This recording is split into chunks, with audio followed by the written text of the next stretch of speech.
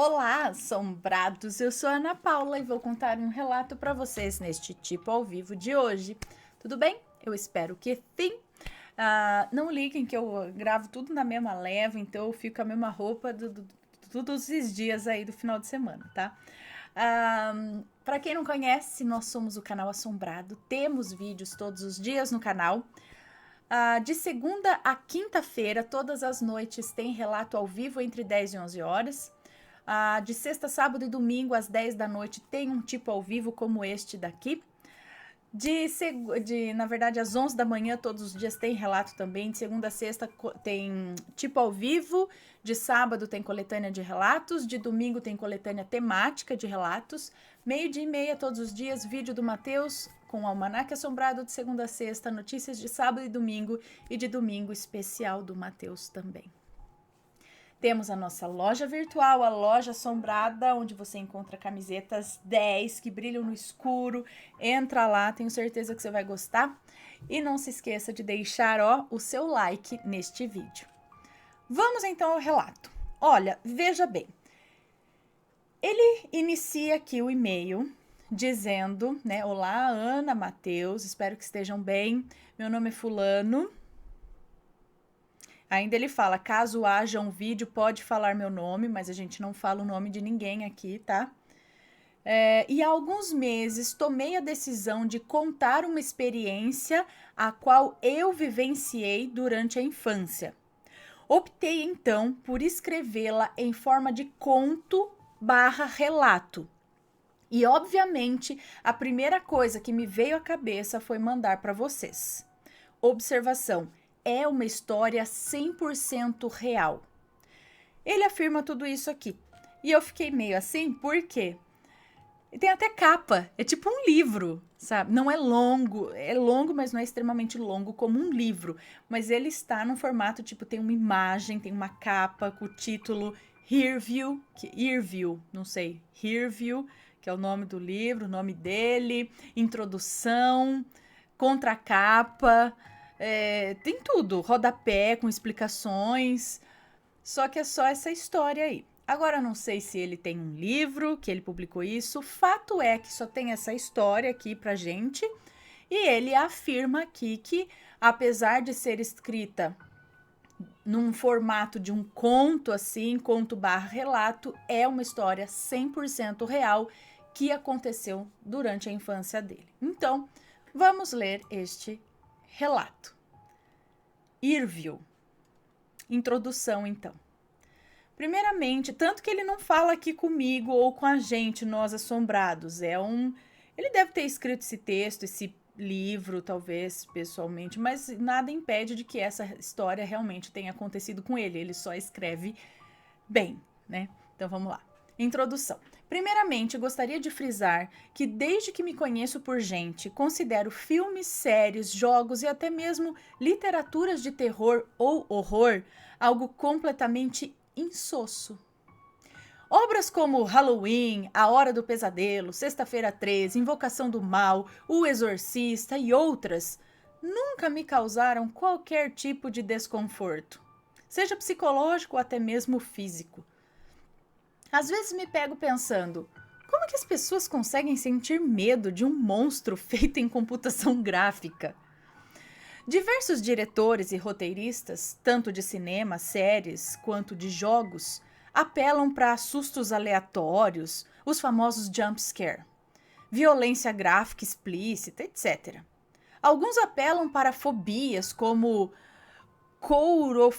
courofobia. É bom que tem o rodapé que a gente já sabe do que se trata, ó. Nome dado à fobia de palhaços. Ah, tá. É courofobia que fala? Enfim. E a famosa claustrofobia, né? Que é o medo de permanecer em lugares fechados, pequenos, apertados, enfim. Tudo isso para que vejamos suas obras como de fato aterrorizantes ou, no mínimo, impactantes. E o pior é que isso, pelo menos na maior parte das vezes, de fato funciona.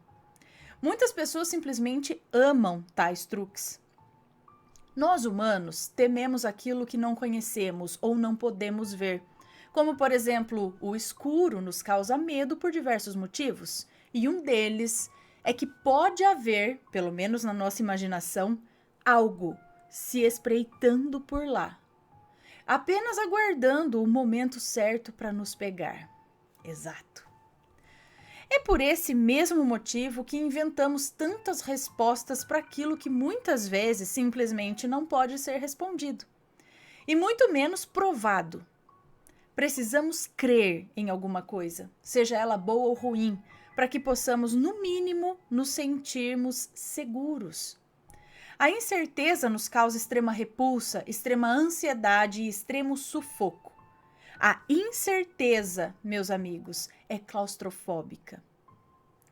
Contudo, saiba que não ocultarei, muito menos inventarei fatos ou usarei algum dos truques para deixar a história que aqui lhes trago mais impactante. Esteja ciente de que tudo o que narrarei agora fora de fato verídico. Hearville. Pesadelos são bastante comuns durante o decorrer de nossa vida. Porém, dificilmente nos traumatizamos por conta deles. Afinal, sabemos que todos não passam simplesmente de apenas um sonho ruim. Não é mesmo?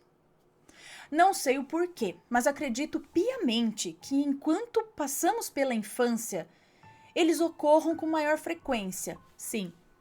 Será que o mal gosta do sabor da inocência? No meu caso, não me lembro de como tudo começou, mas aproximadamente entre meus 3 ou 4 anos de idade, um pesadelo em específico me assolava todas as noites. Minha visão ficava completamente turva e eu não conseguia me mover. Sentia apenas uma fria mão tocando meu corpo. Tal pesadelo me atormentara até os 5 anos de idade e só cessaram para dar lugar a um outro. Nesse outro, eu estava em um hospital pediátrico vazio, mas não abandonado, preso em uma daquelas cadeirinhas para crianças. Lembro de estar voltado para um corredor parcamente iluminado por uma luz esverdeada. Na parede havia diversos quadros de crianças que aparentavam, devido às vestimentas, serem do início do século XX. Tais pinturas se assemelhavam bastante com as obras mais ilustres do pintor Giovanni Bragolin. Porém, não se tratavam das mesmas, que é o famoso quadro das crianças chorando, os quadros das crianças chorando, tá? Tais crianças retratadas possuíam melancólicos semblantes que se agravavam sempre que eu ficava... possuíam melancólicos semblantes que se agravavam sempre que eu fitava o escuro final do corredor. Como se lá houvesse algo, algo na qual elas não queriam que eu visse, ou algo qual elas não queriam que eu visse. A cada olhar, ficavam cada vez mais tristes e angustiadas, chegando até mesmo a verter lágrimas das telas. Devido ao passar do tempo, minhas lembranças sobre ambos os pesadelos se tornaram extremamente escassas. Portanto, não me recordo de seus respectivos finais. Porém, da mesma forma que o primeiro cessou para dar início ao segundo, um terceiro logo passou a me atormentar. Desse eu me lembro muito bem, tanto de como começou quanto de como terminou. Nos meus primeiros anos de vida, morei em uma pequena travessa, localizada no maior e mais popular bairro da cidade. De acordo com a minha mãe, localizada no maior e mais popular bairro da cidade, o Campos Elíseos, está entre aspas. De acordo com a minha mãe, desde sempre, tal região por si só carrega uma densa e extremamente negativa energia, talvez devido ao seu popular e fúnebre cemitério. Um tempo após eu me mudar do mórbido bairro, minhas noites passaram a ser assombradas pelo pesadelo no qual eu estava prestes a no qual eu estava prestes a subir tal travessa em plena madrugada, completamente sozinho, buscando pelos meus pais, que por algum motivo haviam desaparecido. Esse era o pesadelo, é isso? E aposto que você, meu caro leitor, sabe, ou cara leitora, sabe que quando se é criança, se perder dos pais é algo extremamente aterrorizante, agonizante. Ao sair portão afora, podia ver ao longe uma peculiar silhueta esférica, muito semelhante àquelas esferas utilizadas em demolição. A princípio, aquilo me assustara, mas deduzi se tratar apenas da bola de algum dos garotos mais velhos da vizinhança. Durante alguns segundos, hesitei em seguir adiante, mas decidi continuar, apesar do medo, né? Porém, logo me arrependi de tal decisão, tendo em vista que, ao me aproximar, pude ver que aquilo que acreditei ser apenas uma bola possuía grandes olhos esbugalhados e uma enorme boca que formava um agonizante sorriso. Pensei em correr, porém já era tarde demais. Despertei de imediato aos prantos, rogando com veemência a meus pais para que não me deixassem pegar no sono novamente naquela noite. Passei a sonhar com tal criatura com demasiada frequência, e por esse motivo, para mim, o período da noite era o pior do dia, pois eu sabia que logo mais teria de dormir. Meus pais, não entendendo o motivo de tanto medo, sempre me diziam que tudo aquilo não passava de um simples sonho ruim e que nada era real. A princípio, conseguiram me confortar, mas com o tempo, todos seus esforços se tornaram completamente inúteis comparados ao meu medo, que aos poucos se tornava mais e mais intenso. Meu irmão, com frequência, se aproveitava do meu excessivo pânico para me amedrontar ainda mais. Aquela velha e típica coisa de irmão mais velho, dizendo que o bicho-papão viria me pegar a qualquer momento. E confesso que eu, de fato, me assustava levemente com isso. Porém, nada, e absolutamente nada, era tão horrível quanto sonhar com tal criatura. O nome com que batizei essa criatura não poderia ser mais incomum e bizarro, tendo em vista que foi dado por uma simples criança. Irville, ou Irville. Devido à sua ausência de membros, pernas e braços, Irville me perseguia aos saltos, emitindo um som terrificante e abafado ao bater contra o chão novamente. Algo assim? Algo semelhante a de socos consecutivos dados levemente contra uma parede. Na maior parte das vezes eu conseguia despistá-lo e fugir com êxito, porém já aconteceu de quase me alcançar. Era agonizante correr o máximo que eu podia e ver que aquela coisa horrível estava cada vez mais próxima de mim. Contudo, sempre que ele estava prestes a me alcançar, eu acordava, extremamente assustado. Isso fazia com que durante o dia eu me perguntasse constantemente do que ele seria capaz de fazer comigo se alguma vez tivesse êxito em me alcançar. Meu medo tomou uma proporção tão imensa que passei a ver seu medonho formato esférico em diversos lugares aleatórios, como, por exemplo, manchas na parede, almofadas, montes de roupas sujas e, obviamente, em bolas de futebol. Por mais que atualmente eu reconheça que isso se tratava apenas de uma mera pareidolia, na época era uma situação extremamente perturbadora. Portanto, nem mesmo durante o dia mais alegre e ensolarado, a minha imaginação me dava paz. Certa vez, sonhei estar preso em uma loja de brinquedos completamente sozinho. A princípio, não me importei muito com isso, pois estava consideravelmente feliz em estar ali, né? Era como estar preso no paraíso. Porém, tudo mudou quando as luzes se apagaram e o som perturbadoramente característico de Irville começara a ecoar nos fundos do estabelecimento. Bum, bum, bum. Corri o mais rápido que meus pulmões permitiam, na esperança de já haver saído do local quando ele chegasse. Por sorte, essa foi uma das vezes que eu consegui escapar sem sequer vê-lo. Talvez devido à favorável circunstância de ter percebido sua presença a tempo de fugir. Meus pais, obviamente, desacreditavam completamente de mim e de todos os meus relatos envolvendo tal criatura, chegando até mesmo a me levarem para fazer um mapeamento cerebral, com o intuito de descobrir se eu possuía esquizofrenia ou alguma outra doença mental, porém eu era totalmente saudável. Naquela mesma noite fui acometido por outro pesadelo, do qual eu não me recordo completamente. O que me levou a acordar no meio da madrugada e não voltar a dormir até o dia raiar. Porém, nem mesmo em estado de vigília, tal monstro me deixava em paz.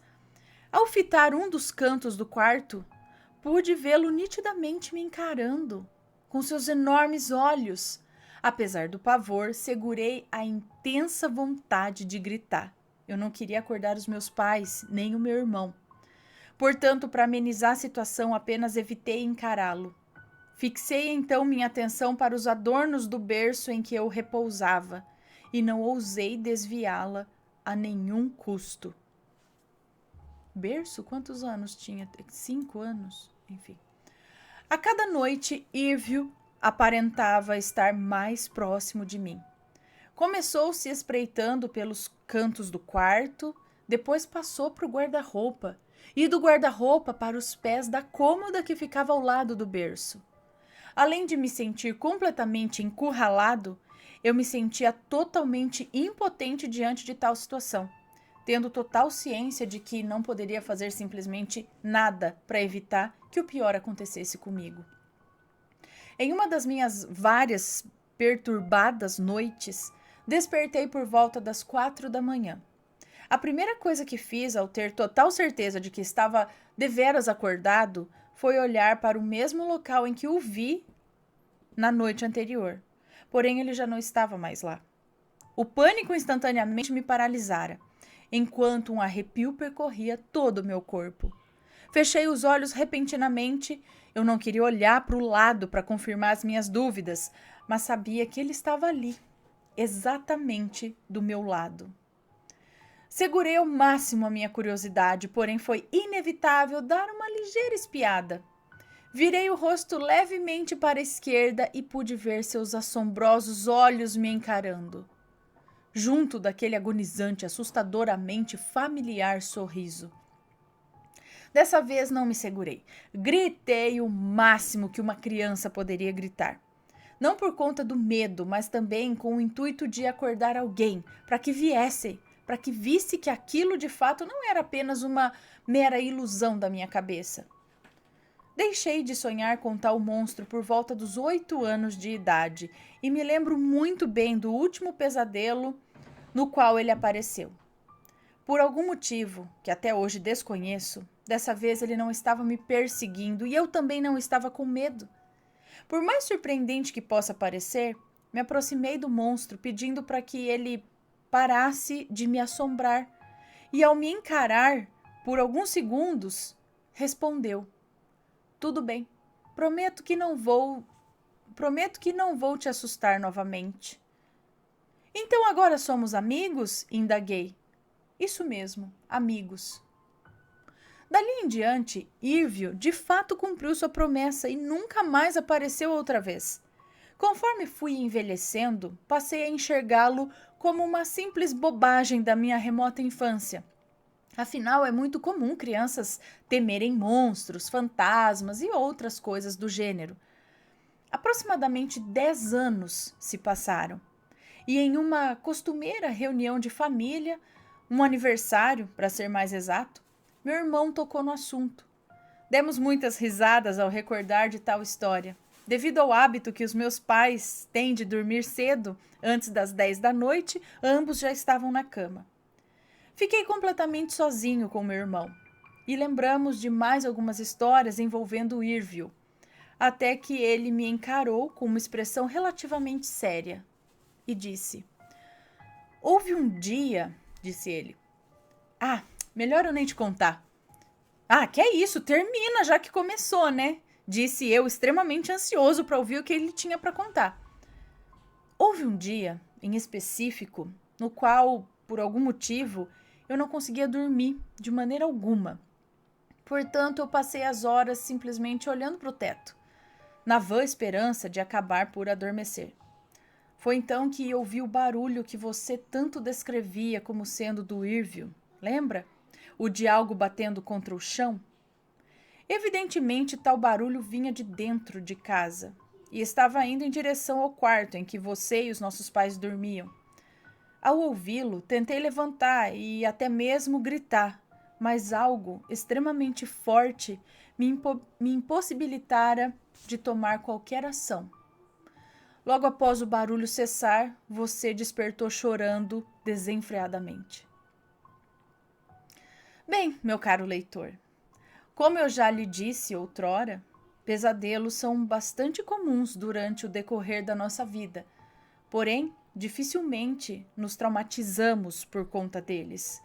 Afinal, sabemos que todos não passam simplesmente de apenas um sonho ruim, não é mesmo?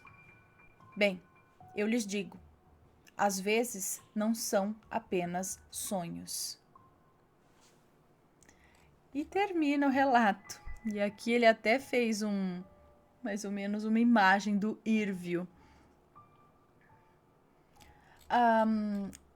Será que de tanto ele temer essa criatura, isso acabou se tornando uma forma pensamento, uma tulpa que possibilitou outras pessoas, o irmão dele, de ver isso? Mas é interessante que esse tipo de aparição de cabeça redonda, desproporcional, não é tão incomum assim, porque no canal, por exemplo, tem uns 3 relatos no mínimo sobre essas cabeças redondas. A pessoa só vê a cabeça e é redondona assim, ó, com olho, boca, ou sei lá o que. É uma cabeça que ela viu na janela, cabeça que ela viu na casa, e é uma bolona. Agora, não sei se ela vinha quicando ou não, né? Mas será que é um tipo de entidade? Não sei. No sítio também teve. Eu lembro de uma moça que relatou para mim que na roça, eu acho que ela viu. Era uma bola de fogo, mas que tinha um rosto. E ela ia mexer na boca, assim, ó.